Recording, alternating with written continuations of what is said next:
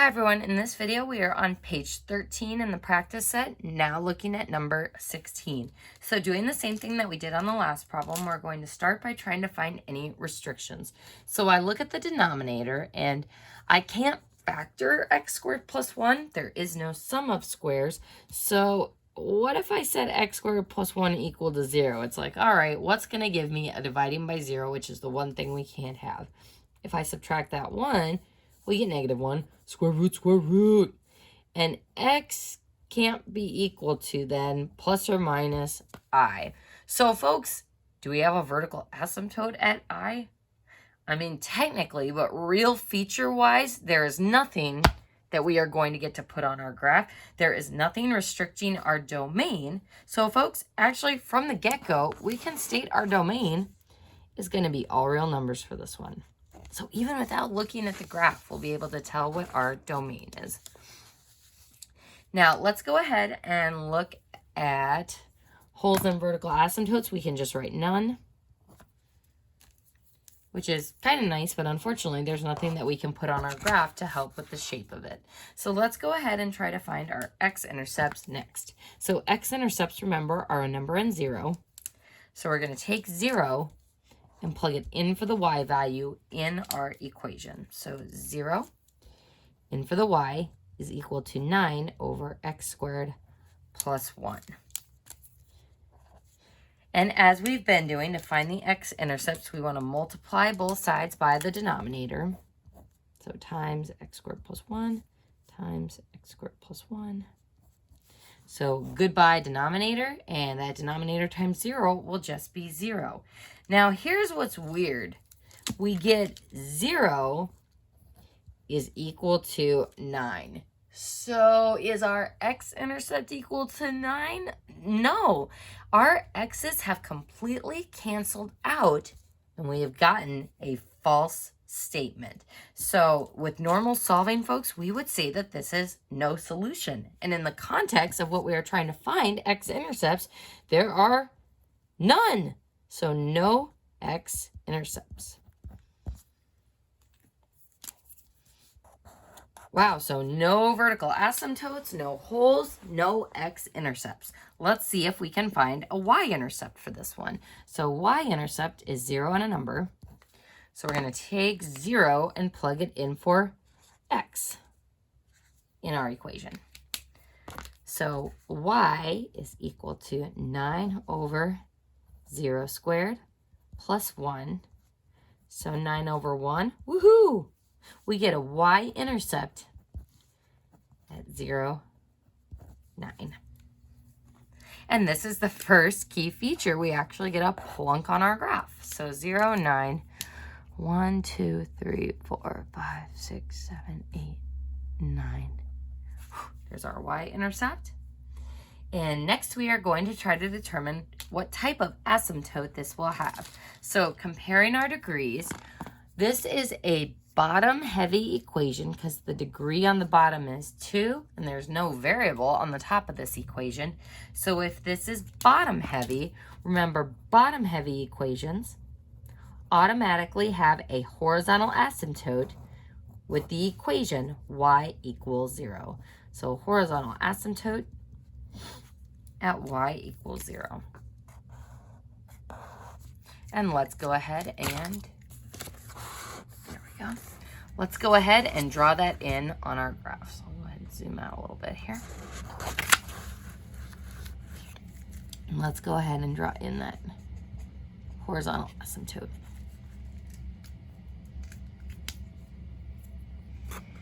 So going to our calculator next, we are going to, based on these very minimal key features we have drawn on our graph, see if we can sketch the shape of this. So folks, remember when you type this in on your calculator, please make sure you trap that bottom in parentheses. So binomials always in parentheses. And looking at our graph, there it is. Let's see how well I can draw this graph. I think I'm just gonna curve up through here first and then swoosh down and swoosh down. So Not perfect, okay for a sketch, and that is what our function would look like. So let's go ahead and find our range. Now, does it look like our graph is leveling off towards that horizontal asymptote? Sure does. So from the bottom up, where do our range values start? At 0 with a parenthesis. Folks, where do our y values stop? They stop at that y-intercept value of 9. And folks, if you weren't positive on this, you could do your max key sequence on your calculator to determine that top point, but I'm going to tell you that it definitely is our y-intercept. So our range values stop at 9 with a bracket. With a bracket because we actually reached that top y value. So folks, that concludes numbers 15 and number 16 on this page. And really quick, as just a little bit of extra practice, let's go ahead and state the end behavior for both of these. So let's go ahead and go back up to this one. The limit of the function as x approaches negative infinity. What happens to my graph as I go towards negative infinity? This swoosh starts heading down, down, down, down, down, and it follows the line of that slant asymptote. Where's that slant asymptote heading? Towards negative infinity.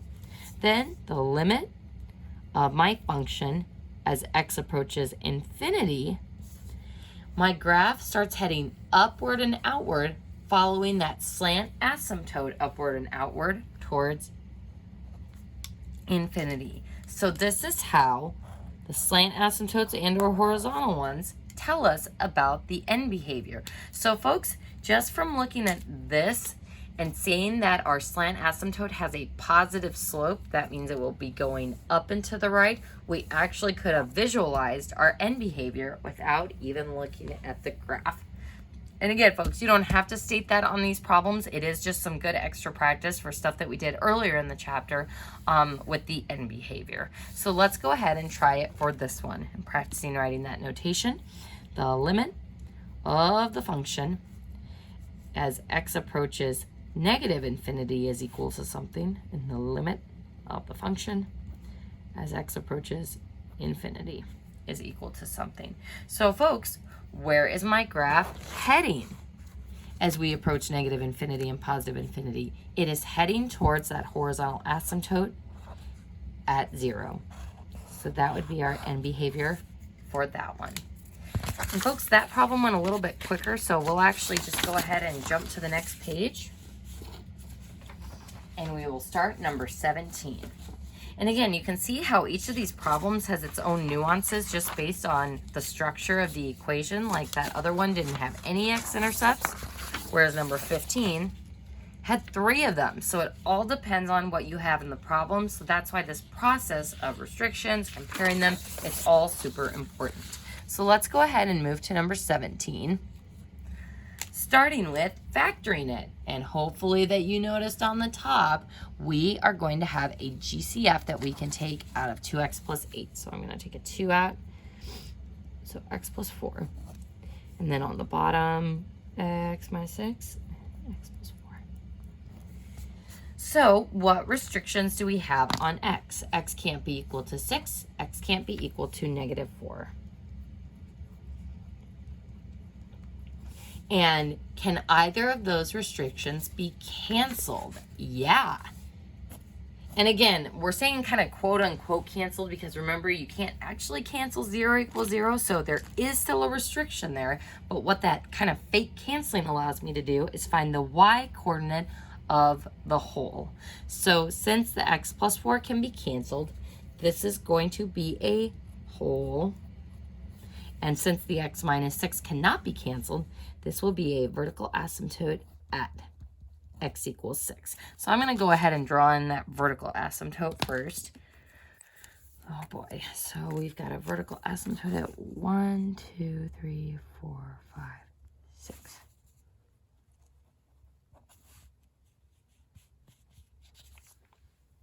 Now let's go ahead and find the y coordinate of the whole. So I'm going to take this value, the negative 4. So I'm going to take that negative 4 and I'm going to plug it into the canceled equation, which I will write above. So our canceled equation is 2 is what's left on the top over x minus 6. And what we're going to plug into that canceled equation is that negative 4. So if we were able to plug in that restricted value, where we're going to have a break in our function is at 2 over negative 10, which reduces to negative 1/5. So there is the y value that goes with that whole's restricted x value. And again, this is nice because we know exactly where the break is going to occur in our function. So I'm going to go to negative 4, 1, 2, 3, 4, and down a 5th. And I'm going to make an obvious large open dot there. And again, folks, this is nice because we know our calculator doesn't do a very good job of showing those holes. It won't show the whole coordinate at all, but if you use your trace key, it will say, yep, at negative 4, nothing is happening. And I can actually just show you that real quick. So if I type that equation in on my calculator, parentheses on the top and on the bottom,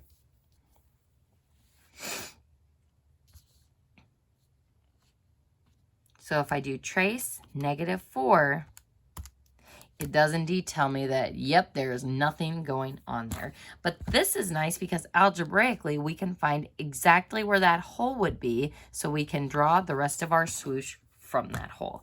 Let's go ahead and find our x-intercept first. So x-intercept is a number in 0. So we're going to take that 0 and plug it in for y. And again, you can plug it into either the original or the factored equation, but it is a little bit better if you go to the canceled equation, or sorry, to the factored equation, since we are going to be solving for x. Now remember, folks, we got to be very, very careful when we're putting in that value for 0 and solving this because of the restrictions that we have on x. So when I go through and multiply by my denominator, I'm going to be lazy here and just write denom. That will cancel, and denominator times 0 will just be equal to 0. So I get 0 equals 2 times x plus 4. So using the zero prod prop, x is equal to negative 4.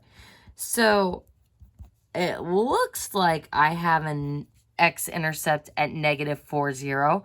But if you go to plot that on your graph, negative 4, 0 would be here, and we've already got a hole at negative 4, negative 5. So folks, a reminder, we have to compare any x and y intercepts against our restrictions. So because negative 4 is a restricted x value, this x-intercept is not possible. So with our solve work, that would be an extraneous solution. And again, if you're like, why are we getting these extraneous solutions? It's because when we solve and multiply both sides by the denominator, the 0 kind of cancels out the restriction. So it's not anything we have done incorrectly. Extraneous solutions are just solutions that arise mathematically that don't actually work when you plug into the original equation. So what are we going to write about our x-intercepts? We're not going to have any. So none.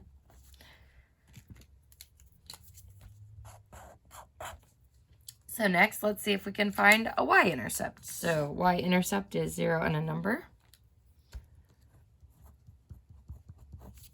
So we're going to take 0 and plug it in for our x values. And here, again, you could use the factored form or the original equation.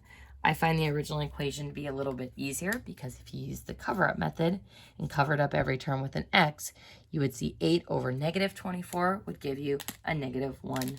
But I'm going to go ahead and show that solve work anyway. So 2 times 0 plus 8 over 0 squared minus 2 times 0. Minus 24. So 2 times 0 is 0. That gives me plus 8 on the top. 0 squared minus 2 times 0 is 0. Minus 24. And ta-da! Take an 8 out of the top and the bottom, and that gives me a negative 1/3. So our y-intercept as a coordinate 0, negative 1/3. And a reminder, folks, on my math lab, if it asks for all of the intercepts, that means both your x-intercepts and your y-intercepts. So if it asks for just general intercepts, that means both. And we can go ahead and plunk that on our coordinate plane as well. So 0, negative 1/3. I don't know, about there-ish. So let's go ahead and determine horizontal or slant asymptotes next. So comparing my degree of my top with the degree of my bottom, we've got x to the first and x squared. So this is bottom heavy, which means this is going to have a horizontal asymptote at a location of y equals 0. So HA at y equals 0. And we can go ahead and draw that in on our graph as well. Ooh, not a good looking asymptote. There we go. And now we can sketch what this looks like from our calculator, making sure we hit all those key features. So I'm going to make sure that I break at the hole and then curve up towards the asymptote, and then from the hole curve down towards the y-intercept, and then towards the vertical asymptote. And then plotting this additional swoosh over here. And there is what our graph would look like. So now our domain, we can state from the x restrictions. So our domain is all real numbers except for the break at 6 and negative 4. So from left to right, negative infinity with a break at negative 4. And then negative 4 to 6, and then 6 to infinity. Now the range for this one gets a little bit nastier, so let's go ahead and go through this together, reading it from our graph. So our y values start at negative infinity. Now where do we have our first break? We're going, and we have a break at that hole's y value. So again, folks, this is why it's important to find that y coordinate of the hole, not just to make our graph a bit more exact than what our calculator shows us, but also to show where we're going to have a break in the range values. So negative 1/5 we'll have a break. Our next break is going to occur when we hit that horizontal asymptote that we don't actually reach. Excuse me. So our next break is at 0. And then from 0, we go all the way up to infinity. And if you did want to state the end behavior for this one, it would go towards 0 and 0. So as we approach negative infinity, our function approaches 0. And as we go towards positive infinity, our function approaches 0. And that is what that horizontal asymptote tells us. So folks, this concludes our videos for Unit 5. So review tomorrow, and then your test will be after that. So if you have any questions, please shoot me an email.